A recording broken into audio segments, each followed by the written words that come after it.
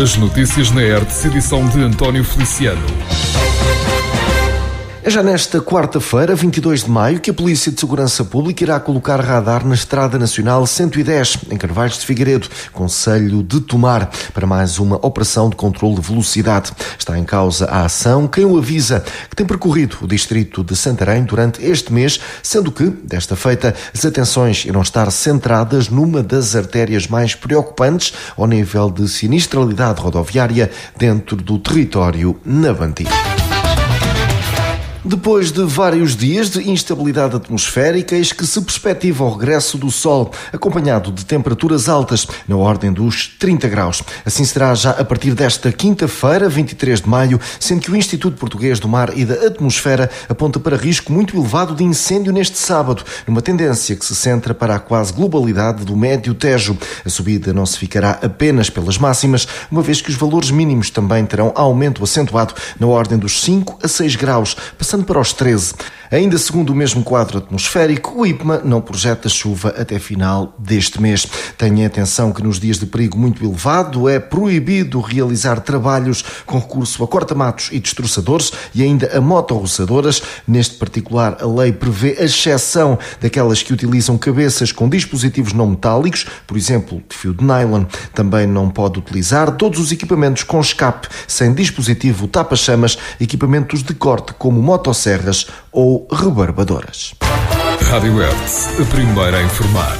Tenha atenção, está em curso até 7 de junho para uma intervenção relativa à aplicação de produtos fitofarmacêuticos após desmatação junto à via férrea nos espaços confinantes com a linha do Norte, nas freguesias de Paialvo, Sabacheira e União da Madalena e Bezelga, concelho de Tomar. As intervenções estão enquadradas no âmbito das atividades de controle da vegetação até aos 5 metros dentro do domínio público ferroviário e até aos 10 metros nas zonas constantes do Plano Municipal de Defesa das Florestas contra incêndios, usando o produto Touchdown Premium e pontualmente também o Chicara, refere uma nota de esclarecimento por parte da autarquia navantina. De forma a garantir a segurança, é recomendado o máximo cuidado na utilização daqueles espaços, evitando o uso dos mesmos por crianças e animais nas 24 horas seguintes à aplicação do produto, acrescenta o mesmo texto. Rádio Hertz, informação. O entroncamento assume-se cada vez mais como a referência ferroviária de Portugal por excelência, desde logo pela sua centralidade. Nesse sentido, causou estranheza ao facto de o traçado de alta velocidade previsto para o país deixar de fora a conhecida cidade dos comboios, situação que Jorge Faria, presidente da Câmara, não encara como um drama. Em recente entrevista à Hertz, o autarca deixou claro que a prioridade passa pela valorização da linha do Norte e na melhoria das ligações com Lisboa e Coimbra, por exemplo. É verdade, eu não faço um drama. Eu percebo também as premissas que estão por trás da decisão da alta velocidade ter um trajeto diferente e também, como já disse, mesmo que passasse aqui, passaria só para nós dizermos adeus, porque a alta velocidade, por definição, são sistemas de mobilidade ferroviária para ligar grandes centros que têm distâncias significativas e, portanto, dificilmente a alta velocidade tinha condições para parar aqui ou parar em Santarém, por exemplo.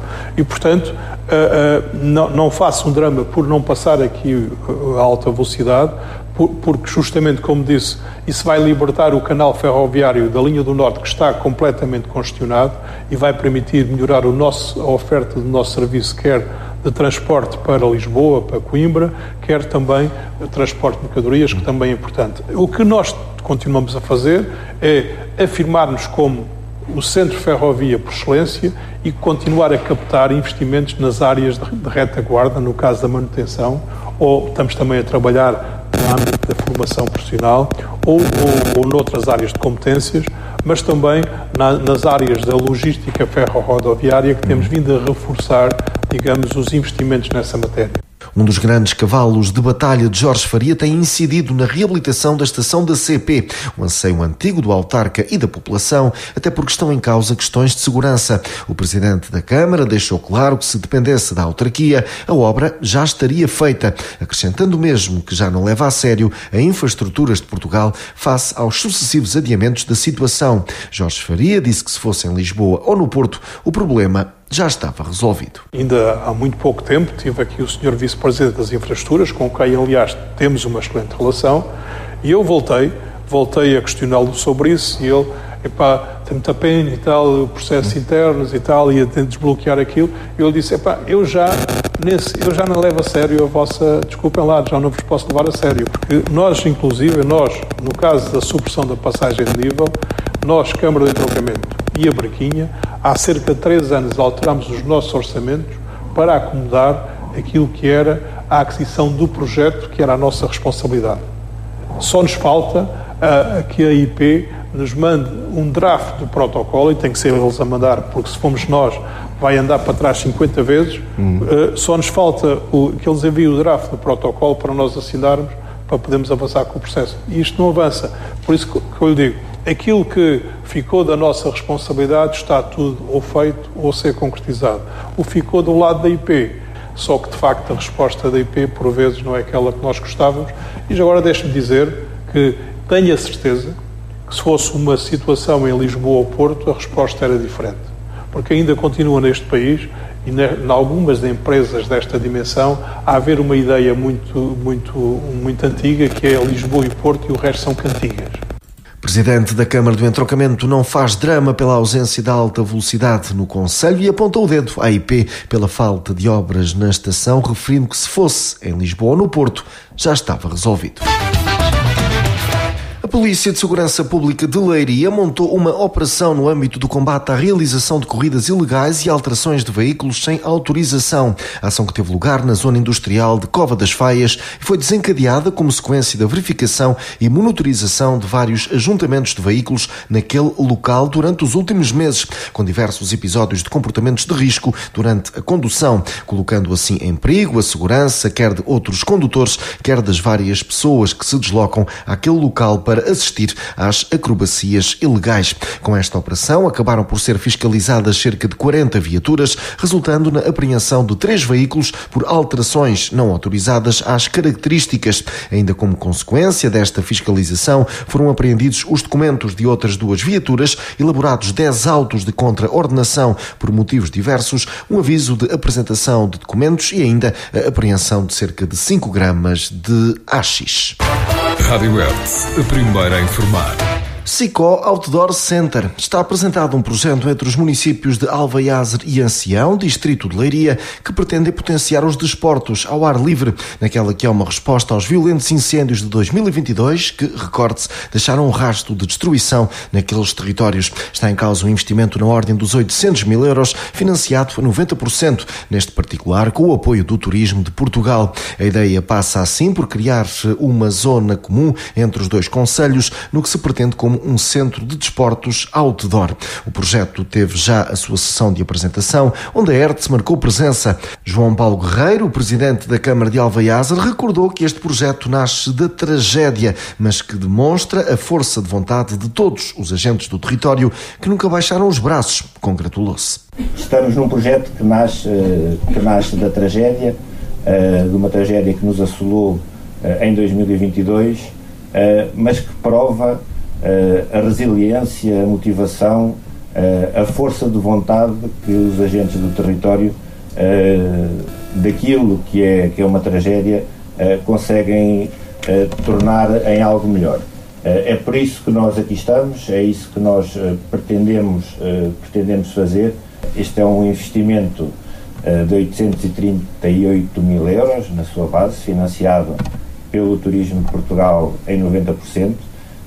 Ele atingiu estas dimensões e esta taxa de financiamento exatamente porque por uma linha especial que foi aberta para os territórios que sofreram em 2022 a devastação dos incêndios.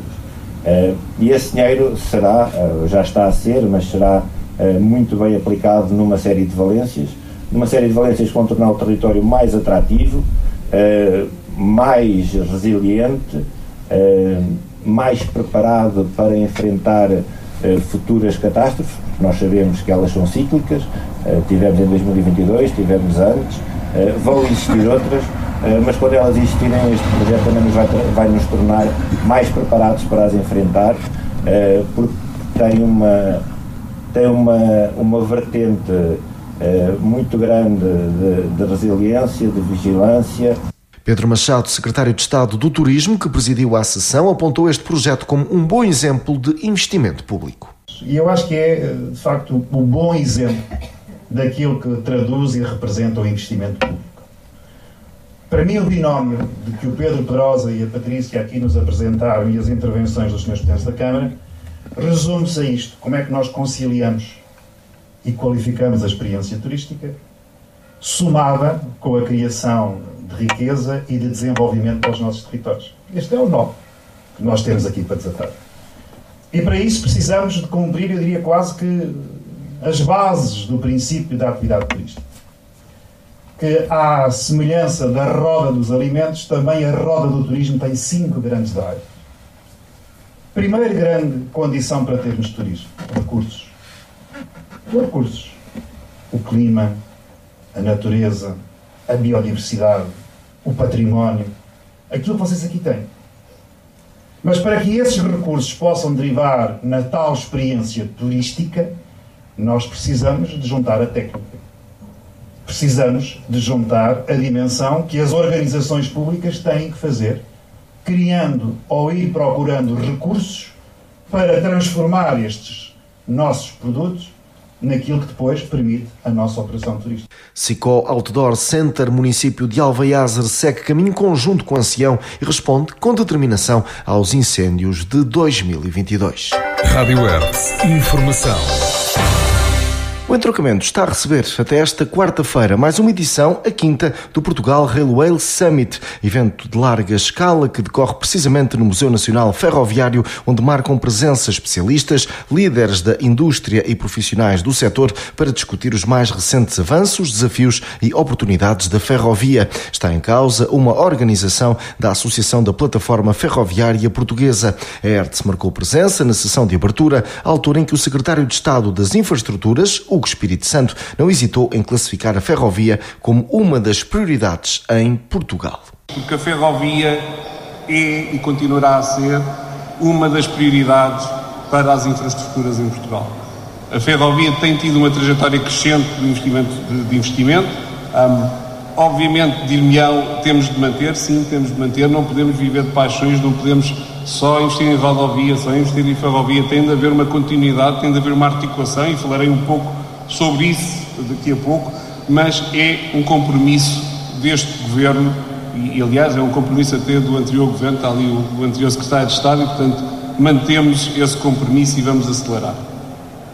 Existem 2 planos que estão em curso, desde logo o Ferrovia 2020, focado em mercadorias, nas ligações internacionais, na requalificação, garantindo que teríamos aqui a base para poder funcionar, 2 mil milhões de 2014 a 2023. E começa agora, ou começou há pouco tempo, o PMI 2030, e falarei um pouco mais, um nível muito acima do ponto de vista de investimento público na ferrovia, são 10,5 mil milhões de euros para o período de 2021 a 2030, e de facto tem uma ambição muito maior, tem uma lógica de disrupção para com a ferrovia. E, portanto, complementa aquilo que estava a ser feito, dá um salto em frente. Jorge Faria, a fechar a sessão, presidente da Câmara do Entroncamento, que recuou no tempo para dar conta da ligação do Conselho à ferrovia, já lá vão 160 anos. Que em 22 de maio de 1864 se iniciou o primeiro serviço comercial entre Entroncamento e Soura. E por isso, e também nesse ano, 1864, se iniciou o primeiro serviço que ligou Lisboa, Entroncamento e Entroncamento Badajoz. Portanto, esta ligação à ferrovia da nossa comunidade vem desde aí, e desde aí nós temos assistido a um desenvolvimento da nossa comunidade em paralelo com o desenvolvimento da ferrovia. É dos únicos ou dos poucos exemplos a nível mundial em que isso acontece. Não somos o maior centro ferroviário, mas somos claramente uma comunidade que se desenvolveu em torno da ferrovia e com a ferrovia. E essa característica, essa matriz ferroviária, que resulta, obviamente, da nossa localização privilegiada, desenvolveu-nos uma forte identidade em torno da ferrovia, uma espécie de ADN social que constituem características que nos diferenciam enquanto comunidade e constituem mesmo uma mais-valia competitiva no confronto com outras cidades e outras regiões. Portugal Railway Summit segue até esta quarta-feira. É o maior evento ferroviário nacional e aqui num centro ferroviário de excelência como o entroncamento. Uma desilusão muito grande. Foi desta forma que Manuel Valamatos, presidente da Comunidade Intermunicipal do Médio Tejo, reagiu à recente escolha do governo pela opção Alcochete, na realidade, na freguesia de Samora Correia, concelho de Benavente, opção para a construção do futuro aeroporto. Recorde-se que a SINT, por unanimidade, sempre defendeu que a estrutura deveria ser construída em Santarém, num projeto que seria sustentado, em grande medida, por dinheiros privados. O autarca não poupou nas críticas e lamentou que o sentimento de coesão territorial não exista, referindo que toda a região centro fica penalizada. Pois, é uma desilusão enorme, é uma desilusão para nós, para esta região, para o Médio Tejo. Desta região não, é esta região mais alargada, para toda a região do centro do país, é disso que se fala. E porque havia a esperança que este sentimento de coesão territorial pudesse verdadeiramente existir. Não existe. Não existe. Este sentimento e esta sensação de coesão territorial não existe. E não foi tido em linha de conta, nem em linha de consideração, e isso deixa-nos profundamente magoados. Basicamente é isso. Não apenas o Médio Tejo, mas toda esta região centro fica obviamente penalizada pelo facto do aeroporto de Santarém não ter sido a escolha deste governo. Manuel Valamatos admitiu que existiam expectativas para que a escolha recaísse em Santarém, desde logo pelas questões financeiras. A opção Alcochete irá obrigar a gastos na ordem dos 6,1 mil milhões de euros, pelo que agora o também autarca de Abrantes teme que fiquem prejudicadas as populações do Médio Tejo, desde logo aquelas que necessitam da conclusão da A13 e do IC9 e ainda de novas travessias. Percebíamos que Santarém não obrigava a tantos investimentos que vão ter que ser feitos por via desta opção de Alcochete. E como é óbvio, nós temos que reclamar um conjunto de conclusão de infraestruturas que estão no Plano Nacional Rodoviário, por exemplo, a conclusão do IC9, a conclusão da A13, há um conjunto, resolver o problema de forma definitiva das pontes, quer em Chamusca, quer em Constância, quer mesmo a ponte sobre o Tejo aqui em Abrantes, também nesta linguagem da conclusão do IC9. E aquilo que é a nossa sensação é que, com a necessidade de tantos milhões de euros investidos à custa da localização de Alcochete, para quando a conclusão de infraestruturas tão importantes como, por exemplo, a A13, ou para resolver o problema, por exemplo, do tráfego na zona da Chamusca, na zona de Alpiarça. É isso que nos preocupa. E isto tem tudo a ver com aquilo que eu digo inicialmente. É uma frustração do ponto de vista da coesão territorial, a escolha, ou melhor, não ter sido a opção Santarém a vencedora deste processo. Manuel Valamatos, presidente da Comunidade Intermunicipal do Médio Tejo, não poupa nas críticas pelo governo não ter escolhido Santarém para novo aeroporto e refere que a coesão territorial não existe. Rádio Hertz, a primeira a informar. Altura agora de avançarmos para a nota do dia, hoje com Luís Moraes. Mais importante do que falar de confiança é falarmos de confiabilidade, algo que implica a relação entre dois sujeitos. Ao perguntarmos se temos confiança em alguém, a pergunta central que se segue deve ser: para fazer o quê? Posso confiar na professora do meu filho para o ensinar ou no profissional de saúde para realizar uma cirurgia complexa? Mas não para guiar o autocarro da escola ou da instituição. Temos um problema cultural em abordar a questão da confiabilidade. Isso parece-me um erro, porque a única confiança que vale a pena ter é a confiança bem depositada. E confiança bem depositada é colocada numa pessoa ou instituição confiáveis. Duas áreas que podemos referir imediatamente são a política, em que a questão sobre o eleitorado confia é determinante, e o marketing, em que a questão da reputação do negócio e produto é fulcral. Diria que procuramos três coisas. Uma é se a outra parte é competente. E pegando no exemplo do professor, se é competente para ensinar e não se é competente para guiar o autocarro. Outra é a honestidade. Queremos saber, tem razão para pensar que esta pessoa ou instituição é honesta? Uma terceira, essa pessoa é de fiar. Por exemplo, tenho um amigo que é o mais honesto possível e muito competente em muitas coisas, mas é muito esquecido e não lhe pediria para colocar uma carta no correio porque ele não é de fiar. Ser fidedigno não é secundário, portanto. Hoje também se fala muito em transparência. O que a transparência significa é que a informação é colocada no domínio público, mas não necessariamente que a informação comunicada ao público seja a mais relevante. A transparência é muito diferente de comunicação. O que é preciso perguntar mais vezes é: precisamos de transparência ou de comunicação? A comunicação é útil nas relações de confiança. A transparência é insuficiente.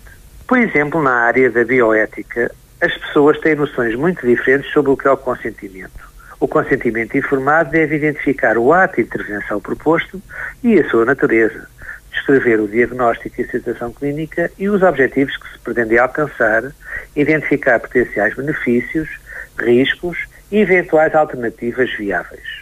No comércio, a noção de consentimento está vulgarizada. Grande parte das transações comerciais estão baseadas no consentimento, mas é apenas uma proteção legal das empresas, não serve para informar. Quando estamos a lidar com transações complexas e altamente intermediadas, em que não conseguimos julgar por nós próprios, como por exemplo a banca, estamos habituados a pensar que os bancos eram seguros, honestos e confiáveis. A questão é: o que se faz sobre a perda de confiança? Confiança ou falta dela no dia-a-dia? Enfim, nestes tempos, é preciso discernir o trigo do joio. Vale a pena pensar nisto. Luís Moraes, aqui com a sua nota do dia. Rádio Hertz. Informação. Concluímos assim mais esta edição. Continue desse lado. Estas e outras notícias em radiohertz.pt.